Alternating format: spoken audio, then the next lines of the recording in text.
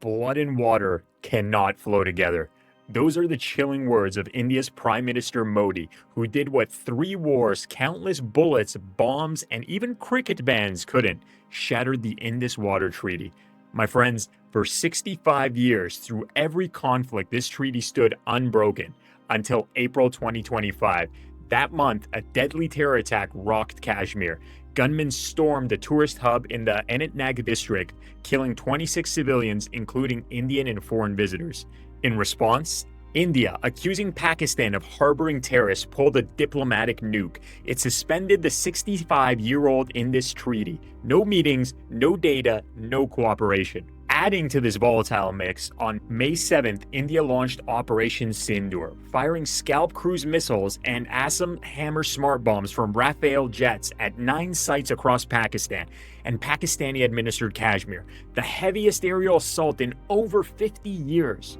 And now, satellite imagery shows dams rising rapidly in Kashmir, and downstream, Pakistan's water supply is under threat, with potential long-term impacts on 90% of its crops, power plants, and cities that rely on the water. So, what happens when water becomes South Asia's deadliest weapon? Let's unpack the treaty collapse the world is ignoring, but that could ignite its next great conflict. The Indus Water Treaty was signed in 1960, back when India and Pakistan had barely stopped throwing rocks at each other after partition. Brokered by the World Bank, because who else gets to babysit angry neighbors? This treaty divided the rivers: the Indus Basin, the eastern ones, Ravi, Beas, and Sutlej, went to India, and the western giants, Indus, Jhelum, and Chenab, went to Pakistan. And the western chunk? Yeah, it's about 80% of the water in the system. So Pakistan got the bigger slice, but India, the upstream country, got to keep building run-of-the-river hydro projects as long as they didn't store or divert water in a way that would hurt Pakistan downstream. And for 6 decades, the water kept flowing. Until now. Water, the one thing that was off limits even during wartime, is now fair game.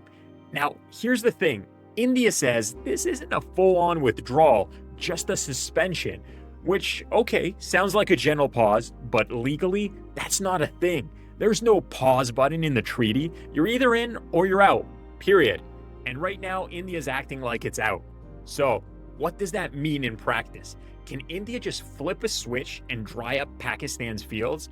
Well, not really, at least not today. Despite the dramatic language, India doesn't yet have the infrastructure to stop water from flowing through the western rivers.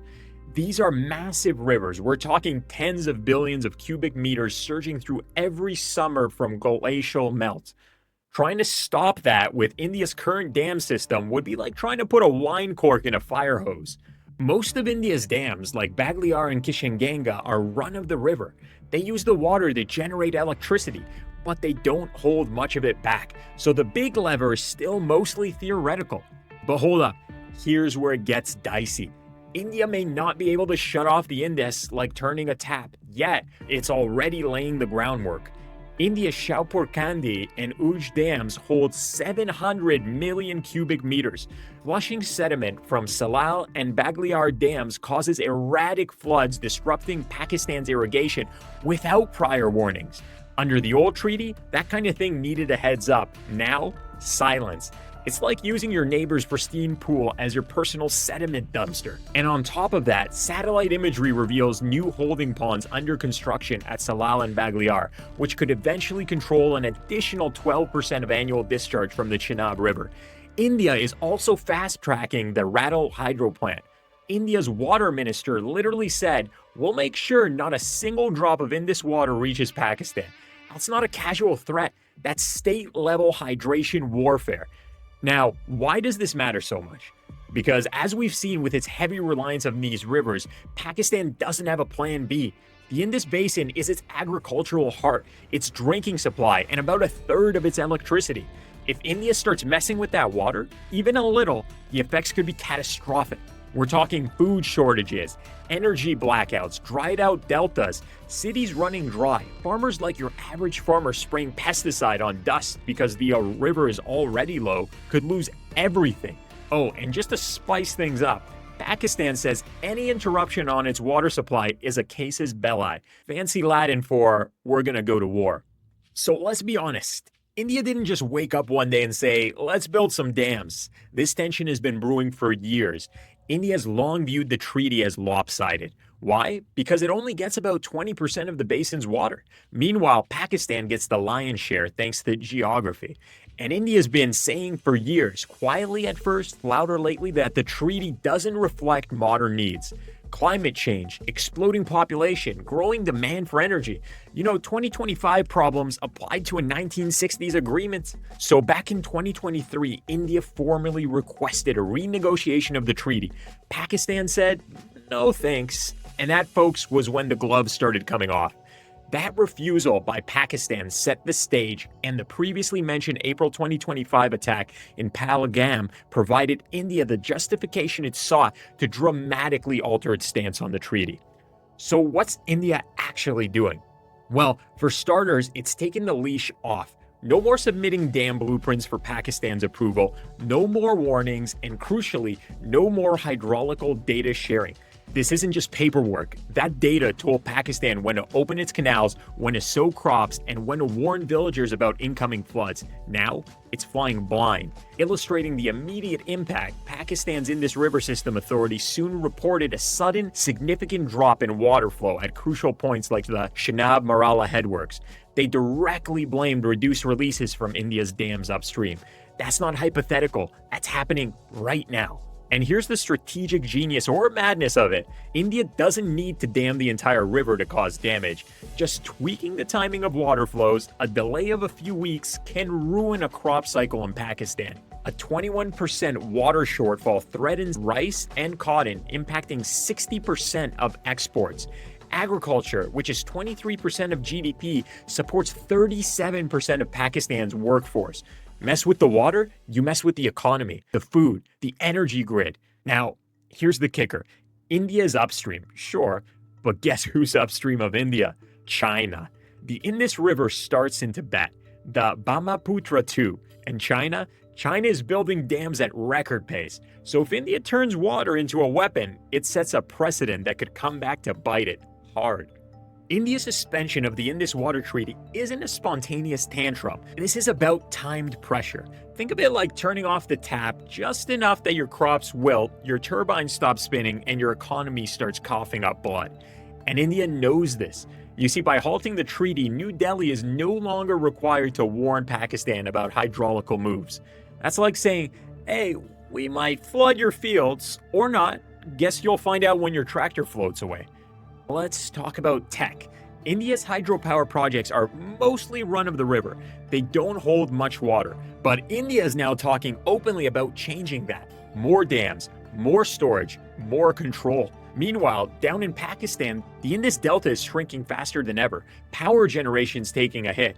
The Tarbela and Mangla reservoirs, Pakistan's hydropower lifelines, are receiving less flow than expected. Pakistan doesn't have a plan B. Around 90% of its crops rely on these rivers. And you know what that means. Less rice, less cotton, higher food prices, a government scrambling to ration water, and farmers drilling deeper and deeper into aquifers that are already collapsing. And what happens next depends on whether India's plan is to renegotiate the treaty or obliterate it. If you're finding this breakdown helpful, consider subscribing. This isn't just news, it's strategy, and we cover it all here. All right, my friends, it's time to stop tiptoeing around the obvious. Pakistan's nuclear doctrine allows first use against existential threats. So if things spiral, where do they go? Let's start with the battlefield you don't see. Cyber warfare, intelligence games, targeting infrastructure. Pakistan has already warned in the past that Indian dams could become military targets. Lashkar-e-Taiba, one of the most notorious militant outfits, has even threatened to bomb Indian dams. Because India's hydropower projects aren't just political now, they're strategic targets. Now, civil defense drills have been announced for May 7th. Air raid sirens in Delhi, planned power cuts, and a 2-day mega military exercise on the western frontier. So when India struck, Pakistan's defense minister warned the clash was inevitable. You flush a dam, someone else might flush a bomb, but it's not just tit-for-tat destruction. It's escalation math. Every move India makes to punish Pakistan, a block canal here, a reduced flood alert there, risks retaliation that's not about water at all. The line of control in Kashmir could heat up, militants might get more active, cross-border shelling could resume. And remember, this has all happened before, but with one key difference. The water treaty always held. It was the one thing that kept the lights on when everything else was falling apart. That safety net, gone. And here's where it gets existential. The suspension of the treaty doesn't just damage Pakistan's economy, it strikes at the idea of Pakistan, because 9 out of 10 Pakistanis live within the Indus Basin. Lahore, Karachi, these cities drink from the same rivers that irrigate the fields of Punjab and Sindh. Cut the rivers, even slightly, and you start to unravel the state from the inside. Social unrest, regional disputes, provincial clashes over who gets what water. Pakistan's already fighting over canal quotas. Now with less to go around, those fights could turn ugly. And guess what happens when a state starts fracturing? You guessed it, extremists find space to grow. Now this is the irony. In trying to punish Pakistan for terrorism, India may actually create the perfect storm for more of it. Meanwhile, the world is watching, and mostly staying silent. The World Bank, which helped broker the treaty, they wash their hands. The US, they're busy with tariff deals. Europe, dealing with its own energy headaches. And China, smiling in Mandarin. Because every escalation between India and Pakistan just makes Beijing look more stable by comparison. So now, we're in uncharted waters. Pun absolutely intended. 2 nuclear-armed rivals, 1 broken treaty, and a whole lot of dams that double as pressure valves. All it takes is 1 wrong move, 1 flood mistaken for sabotage, 1 dry season that hits too hard, and we could be staring down the barrel of a real shooting war. Let's talk about the part of the crisis that most news cycles skip over, the people. Let's head to Latifabad, Pakistan, a small farming community just a stone's throw from the Indus River. You'd think proximity to water would mean security, right? No. Hamla Thakur, a local farmer, is already spraying parched vegetable plants while saying, if they stop the water, all of this becomes the Thar Desert. The man is standing next to a river and still has to worry about drought. That's how bad this has gotten. The human impact is so widespread because, as we've established, the vast majority, over 80% of Pakistan's farmland relies on this Indus system. And that system, it's no longer predictable. Farmers used to plan their planting cycles with clockwork precision because they knew when the water would come, that's what the treaty gave them. Not just water, but certainty. Now, it's guesswork. Will the canal get water this week? Will the reservoir upstream suddenly flood and wipe out the fields? Or will nothing come at all? Pakistan's Indus River System Authority has already reported a 21% drop in early season water supply for Kharif crops like cotton, rice, and maize. That means lower planting, smaller harvests, and food shortages. Pakistan's reservoirs can only hold about 10% of the Indus's annual flow, which means there's barely any buffer when the rivers run short. This season alone, that deficit is threatening rice and cotton output. And if it continues, wheat yields could crash by 30%. So what are farmers doing? They're turning to groundwater like there's no tomorrow. The problem? Aquifers are already running dry. And once you lose that underground backup tank, that water doesn't come back for generations. Meanwhile, urban centers like Karachi and Lahore, home to over 20 million people combined, rely on these same rivers for drinking water.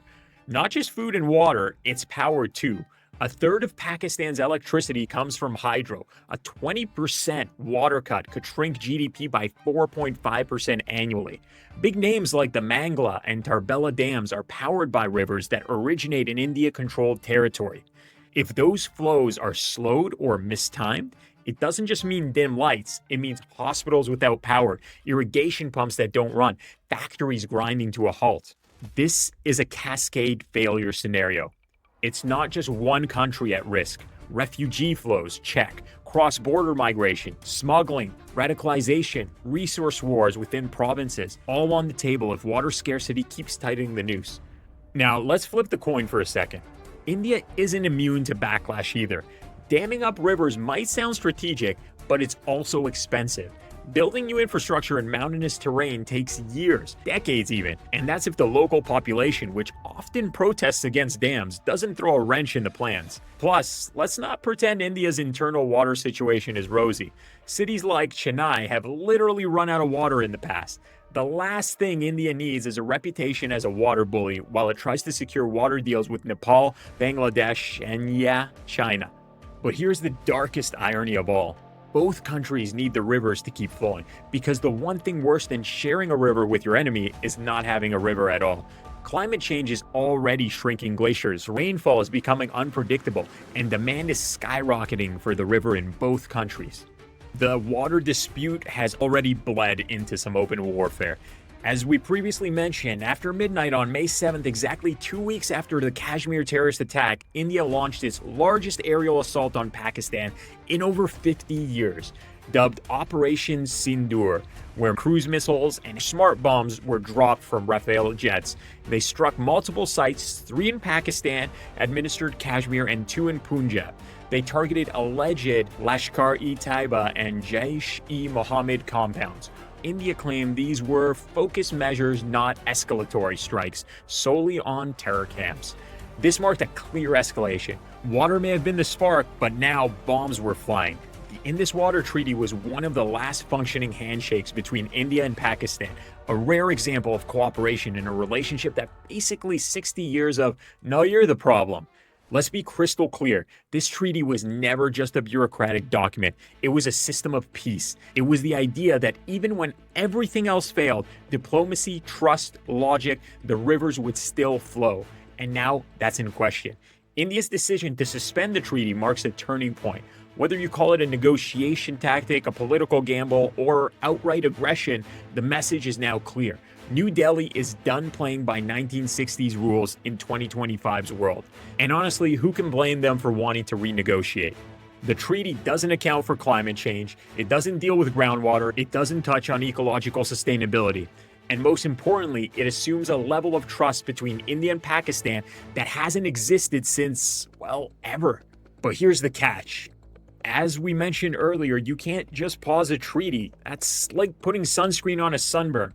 You either renegotiate it together or risk turning every dam, every canal, every season into a potential flashpoint.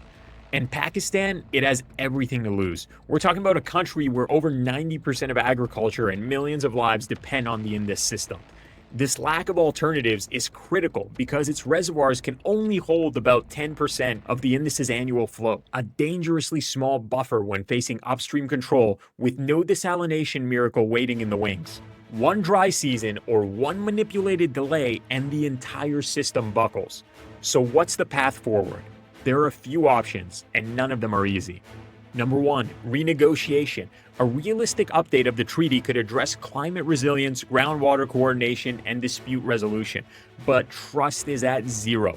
Any talks will need outside mediation. Maybe not the World Bank, but perhaps a neutral third party with real leverage. Number 2, international pressure. The global community, especially those invested in regional stability, CUF, China, US, UAE, could step in to de-escalate before things spiral.